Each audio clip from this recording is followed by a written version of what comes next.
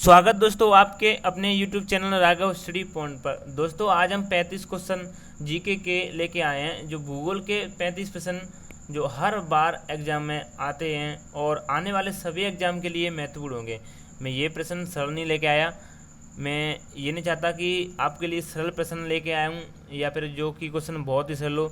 मैं वो प्रश्न लाता हूँ जो ज़्यादातर एग्जाम में पूछे जा रहे हैं और आने वाले सभी एग्जाम के लिए महत्वपूर्ण हो। ठीक है, तो इन प्रश्नों को देखते हैं। 35 प्रश्न जो कि इम्पोर्टेंट है, बहुत ही इम्पोर्टेंट महत्वपूर्ण है ये प्रश्न। और एक रिक्वेस्ट है कि चैनल पर नए हो तो प्लीज़ चैनल को सब्सक्राइब कर लिया करें। बिना बताए या बिना बोले आप चैनल को सब्सक्राइब ना करते हैं तो प्लीज़ चैनल को सब्सक्राइब करें अगर नए हो चैनल पे तो, और लाइक करें, शेयर करें और कमेंट करें। अब देखते हैं 35 प्रश्नों को सभी को। तो पहला प्रश्न है, भारत का क्षेत्रफल संपूर्ण विश्व के क्षेत्रफल का कितना है? यानी जो एक बार सीधा प्रश्न है यही पूछ लिया जाता है कि जो भारत का क्षेत्रफल है, पहले तो पूछता है कि क्षेत्रफल कितना है, अब पूछा जाता है कि भारत का क्षेत्रफल संपूर्ण विश्व के क्षेत्रफल का कितना भाग है, यानी कितना प्रतिशत भाग है।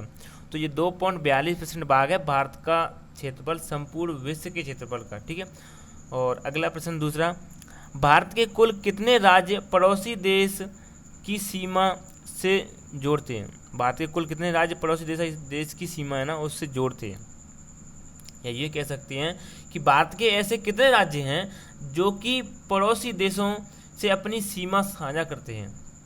तो कितने राज्य हैं? 16 राज्य हैं जो कि पड़ोसी देशों से अपनी सीमा साझा करते हैं, पड़ोसी देशों को जुड़ते हैं। ठीक है, अगला प्रश्न है तीसरा प्रश्न है, बहुत ही मोस्ट इंपोर्टेंट प्रश्न है ये सारे के सारे। भारत में ऊनी वस्त्र की पहली मिल कहाँ स्थापित की गई? यानी भारत में ऊनी वस्त्र की पहली मिल की बात हो रही है, कहाँ स्थापित की गई और कब की?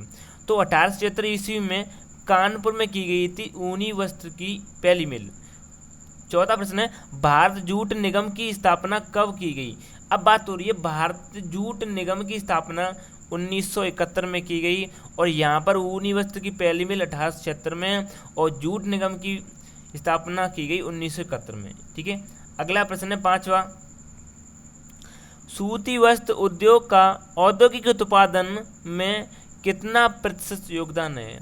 सूती वस्त्र है ना, उस उद्योग का औद्योगिक उत्पादन में कितना प्रतिशत योगदान है, यानी सूती वस्त्र का? तो 14% है। ये करंट का सा प्रश्न है, इसलिए आपको ये याद कर लेना। ठीक है, छठा प्रश्न, चांदी के उत्पादन में कौन सा राज्य प्रथम स्थान पर है? यानी चांदी के उत्पादन में कौन सा राज्य प्रथम स्थान पे है? तो वह आपका राजस्थान राज्य चांदी के उत्पादन में प्रथम स्थान पर। ठीक है, अगला प्रश्न है 7 वाला, सर्वाधिक स्वर्ण उत्पादन किस राज्य में होता है? यानी बात हो रही है सर्वाधिक यानी स्वर्ण उत्पादन की बात हो रही है, तो किस राज्य में होता है? कर्नाटक में। ठीक है, सर्वाधिक स्वर्ण उत्पादन होता है कर्नाटक में, याद कर रखना। अगला 8वां, कोयले के उत्पादन में भारत का विश्व में कौन सा स्थान है? कोयले के उत्पादन भारत का विश्व में स्थान है तीसरा। कौन सा है? तीसरा स्थान है कोयले के मामले में। ठीक है, अगला प्रश्न 9वां, काला सोना किसे कहा जाता है? यानी काला सोना किसे कहते हैं? तो काला सोना कहते हैं आपके कोयला को कहते हैं काला सोना। 10वां प्रश्न है, कॉफी का सबसे बड़ा उत्पादक राज्य कौन सा है? यानी कॉफी का सबसे बड़ा उत्पादक राज्य कौन सा है? कर्नाटक है कॉफी का सबसे बड़ा राज्य। ठीक है, अगला देखते हैं 11वां प्रश्न, भारत में सबसे बड़ा मसाला उत्पादक राज्य कौन सा है? यानी भारत में सबसे बड़ा मसाला उत्पादक राज्य जो कि आंध्र प्रदेश है, सबसे बड़ा मसाला उत्पादक राज्य। 12 प्रश्न है, चावल उत्पादन में भारत का विश्व में कौन सा स्थान है? चावल की बात करें, चावल के उत्पादन में भारत का स्थान है आपका दूसरा। कौन सा स्थान है? दूसरा स्थान है चावल के उत्पादन में। और बात करें मसाले के उत्पादन में, यानी राज्य कौन सा है सबसे बड़ा? तो आंध्र प्रदेश। और चावल के उत्पादन में भारत का विश्व में कौन सा स्थान है? यानी दूसरा। अगला देखते हैं 13वां प्रश्न है, किस मिट्टी में सिलिका व आयरन की बहुलता होती है? यानी सिलिका व आयरन की बहुलता यानी बहुत ज़्यादा मात्रा होती है, तो लाल मिट्टी में होती है सिलिका व आयरन की। 14वां प्रश्न है, भारत की सबसे उपजाऊ मृदा कौन सी है? तो भारत की सबसे ज़्यादा उपजाऊ मृदा है वो आपकी जलोढ़ मिट्टी है। ये तो प्रश्न आपको आने चाहिए, ये भी नहीं आते तो आपकी तैयारी बहुत कमजोर है। 15 प्रश्न है, विश्व में सर्वाधिक वर्षा किस स्थान पर होती है? ये तो बहुत ही सरल प्रश्न है, ये समझो। तो मासनाराम स्थान पर होती है सर्वाधिक वर्षा, विश्व में बात हो रही है। 16 प्रश्न है, केरल में कौन सी वर्षा होती है? तो केरल में होती है आपकी आम्र वर्षा, जो आमों के लिए लाभदायक होती है, आम्र वर्षा, ठीक है, केरल में। अगला प्रश्न है 17 वाला, मावट किस कारण होती है? तो मावट होती है आपकी, मावट जो कि पश्चिमी देशों, जो पश्चिमी विक्षोभ, ये देशों नहीं है, पश्चिमी विक्षोभ कर लेना इसको, पश्चिमी विक्षोभों या जेट स्ट्रीम के कारण होती है। पश्चिमी जो विक्षोभ होती है ना, या जेट स्ट्रीम के कारण जो कि मावट होती है, ठीक है।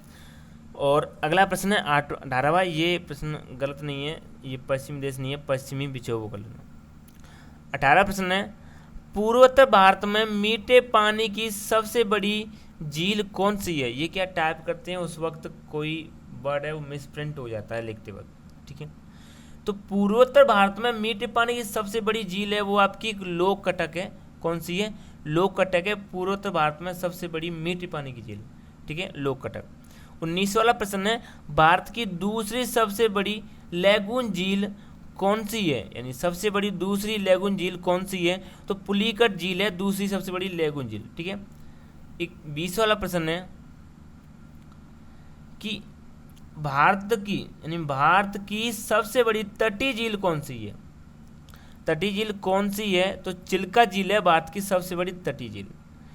अगला प्रश्न है 21 वाला,